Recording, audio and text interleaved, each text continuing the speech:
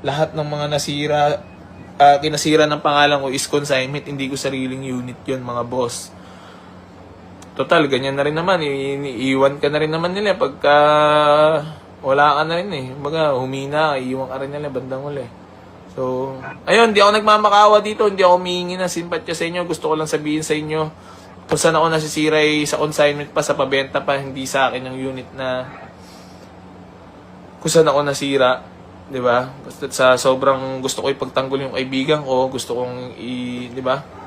Ay syempre kung unit ko naman yung mga boss, syempre ganito yan, Miss Este na pag binili nyo, binigay ko na yung pera do sa may-ari. Eh, alam nga naman mag-abono pa ako, 2,000 na nga lang kinikita ko, 3,000 sa unit na nabibenta ko.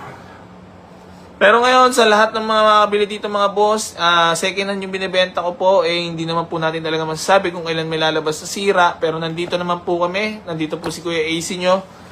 Gagawin ng best, gagawin ng lahat naman para makapagbigay ng maganda serbisyo sa inyo at magpatuloy itong ginagawa natin.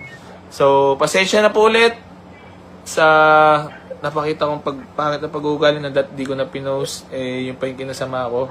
Pero dahil nga tanga-tanga, bobo, pinost ko pa rin po yung mga ganong bagay na hindi naman na dapat.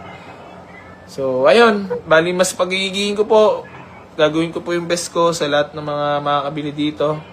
So, ayun po, mahal na mahal ko po kayong lahat, sa lahat ng mga followers ko po dyan. Pasensya na po sa napakitang pag-uugali ni AC na pangit.